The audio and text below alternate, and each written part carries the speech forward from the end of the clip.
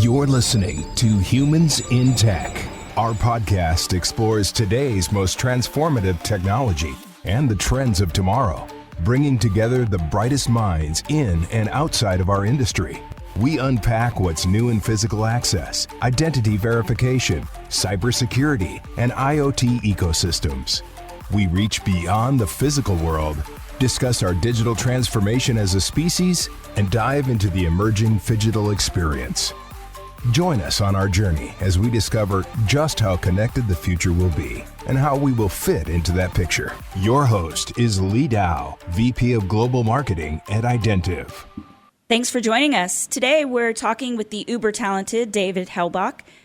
Dave is the Director of Product Management at Identiv, and he's here to shed some light on the distinction between FICAM-ready versus FICAM-compliant. Hi, Dave. It's great to have you with us today. Hey, Lee. How's it going? Thanks for having me and inviting me to this session. For sure. So conceptually, maybe we start with you breaking down for everyone what FICAM is.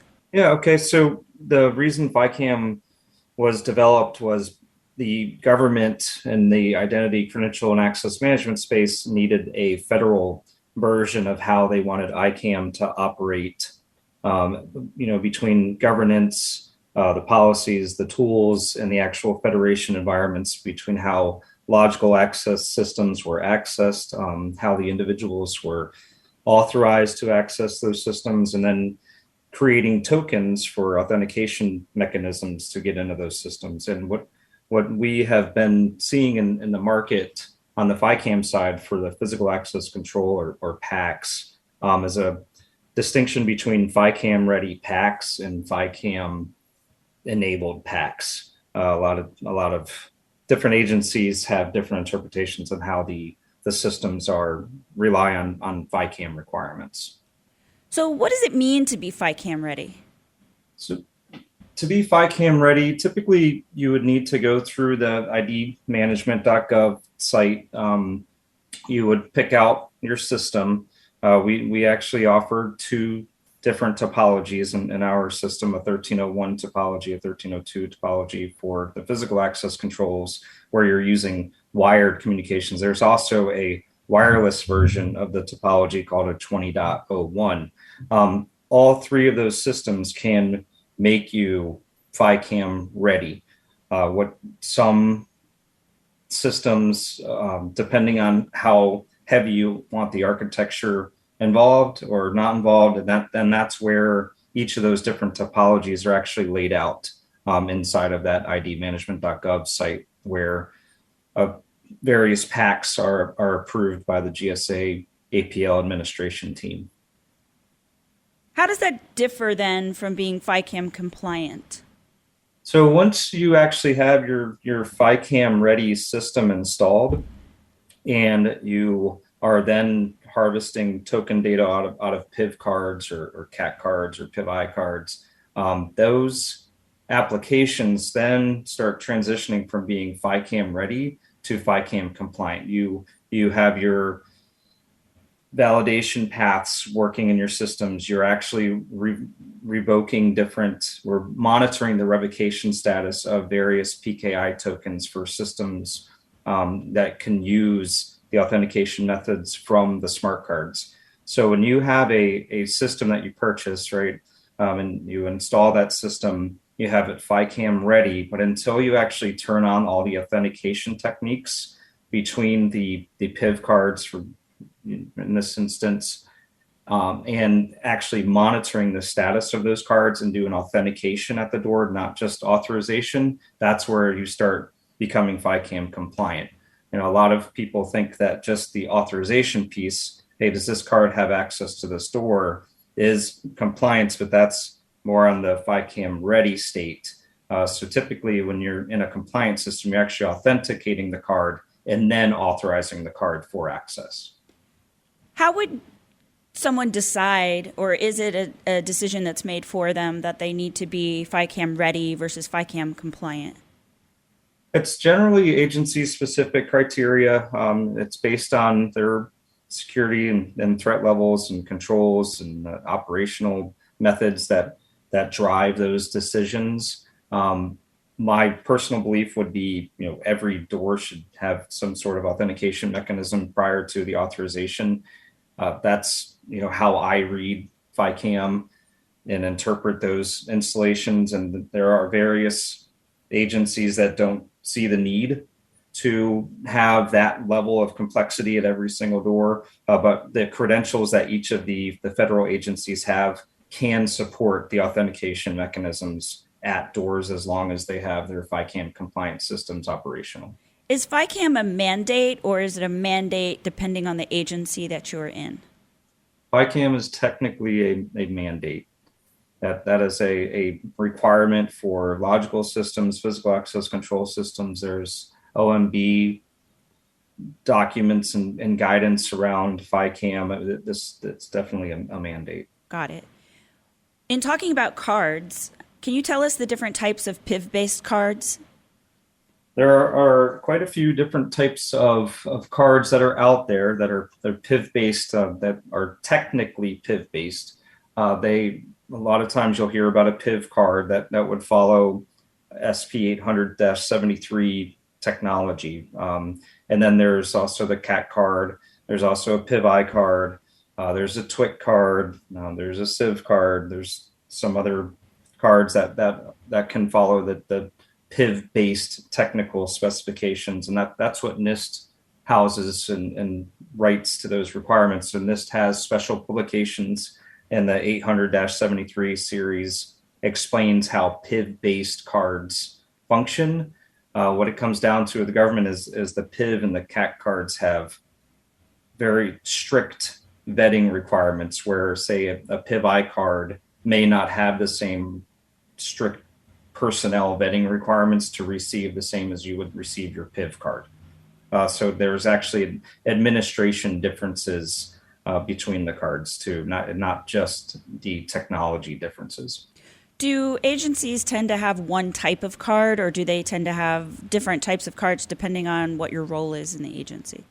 That's what it seems when we're doing some of the specifications and guidance or criteria reviews with some of the agencies. There are a mix of cards that they're using. Some agencies trust only PIV cards. Some agencies trust only PIV cards from their own agency, and they don't trust PIV cards from other agencies. Some agencies trust PIV cards and PIV-I cards and CAT cards. So it really depends on the agency mission and how their validation systems are structured to operate in between each of the different types of cards that are available. So what's your favorite card, Dave Helbock? I don't have a favorite card. I love all PIV-based cards. Let's discuss and focus on Identiv's approach to FICAM. Maybe start with the software and then the hardware components.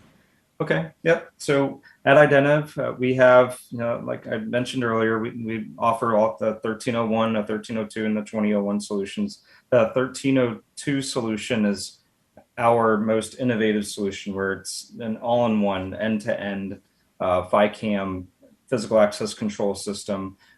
With the application itself, we have since Velocity, our flagship software, has different use cases. It's a COTS product, but we have a plugin that actually transforms Velocity into the FICAM-based PACS system. It's called Velocity Cert Check Services. Once that plugin is applied to the application, you can then scan the PIV card. You can extract all the data that you need off the PIV card. You can extract the portrait, the certificates, and store all of that information inside of the database, and then set exactly how you want to monitor the information that you accepted from the card. So if you wanted to monitor the cake, the card auth key, or the PIV auth key, or all of it, you would set that up in a schedule, and you could say, hey, have this run every minute, have this run every 6 hours, as often as you want it to run. And then it'll constantly go back and check the certificate authority that monitors those tokens and the token status. And then you can use the software to automatically disable certain credentials depending on what you have that configured to do. So that's on the software side. It's a really neat application. I'm happy to walk anybody through it that wants a demo.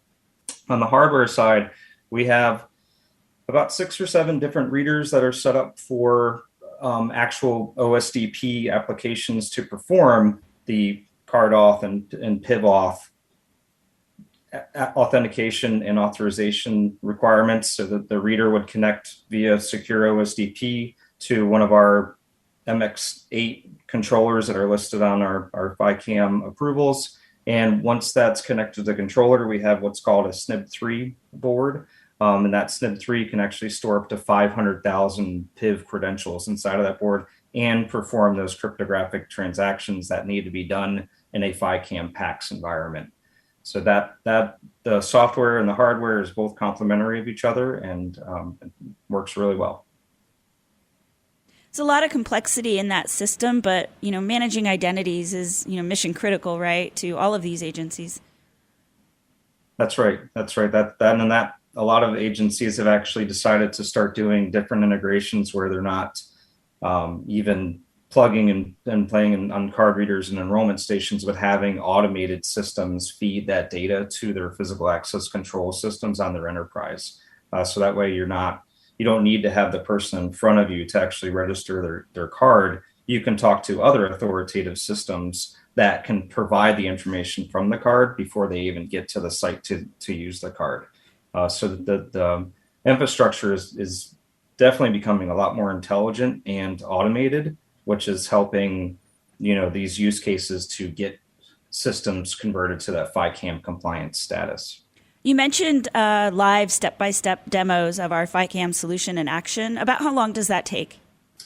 We can do it in about 5 to 10 minutes. Typically, it's an introduction, and then we can go into the software. And once we're in the software, we can show a registration, we can show an access granted, show an access denied. The conversations, depending on how interested the stakeholders are on the call, can definitely take, after the first 5 to 10 minutes, a couple hours, 2 or 3 hours. Right, depending on questions. But typically we'll schedule 30 minutes to an hour, just to make sure that we covered most of the ground. Okay. And so like I said earlier, it seems like there's a lot of complexity in that system, but it's actually pretty easy to implement, right? Yes. Yeah. So with our systems, we have the applications are, as long as you're working with one of our channel partners, you can download the application. You can use it on a Windows 10 machine, a Windows 11 machine, Server 2019, Server 2016. So as long as you have your machine set up, and you load our application and you install the plugin. Once the plugin's installed and both of those systems are licensed, then you can start using the application. Got it. Anything we didn't cover today? Any tech tips you want to offer to installers? Mostly for today, I think if to look into more of the technical background, like my recommendation, as we mentioned earlier, was just to look through the SP 800-73 documents. I think it'll help people make a lot more sense of what the card's doing. Another really neat document is the SP 800-116 document, is where they actually talked about the PIV credentials and different use cases in federal facilities. And that way people can say, oh, there's a neat use case, or that's how they do it there. Or, hey, maybe this door only needs 1-factor, this door needs 2-factor, this door needs 3-factor. There's a lot of good documentation on the NIST.gov site and the idmanagement.gov site that can help people understand the PIV cards and the PIV ecosystem, and along with all the different FICAM directives and policies. Excellent. As I said earlier, just managing identities is, only going to become more and more a part of our world. And that verification of identity and access is mission critical to these agencies. Thank you so much for joining us today, Dave. It's always a pleasure, and you always have such great information to share. Absolutely, no problem. Thanks again for having me. Hope you have a great day. The problem isn't security, it's awareness. Velocity Vision is the future of visual surveillance, an intelligent video management solution that delivers real-time situational awareness in an open security platform. Integrate with your existing systems, verify your environment in one pane of glass, and increase the efficiency of your security operation. Get full control of your environment when and where you need it. Learn more at Identiv.com. Control access anytime, anywhere, and on any device 24/7. The Freedom Smart Bridge is a leading-edge door controller that integrates seamlessly with existing IT infrastructure and management tools. It stores information locally from any server and remains fully functional in the event of a network outage. The Freedom Smart Bridge eliminates complex control panel configurations with technology communicating over encrypted IP network protocols. It meets audit compliance requirements and easily supports on-premises, hybrid, and cloud deployments. Learn more at Identiv.com. Physical security, identity verification, the IoT. The hyperconnectivity of our lives will only grow more pervasive. As technology becomes more automated and experiences more augmented, it's up to us to preserve our humanity and use new tools and trends for good. The only question is, are we up for the challenge?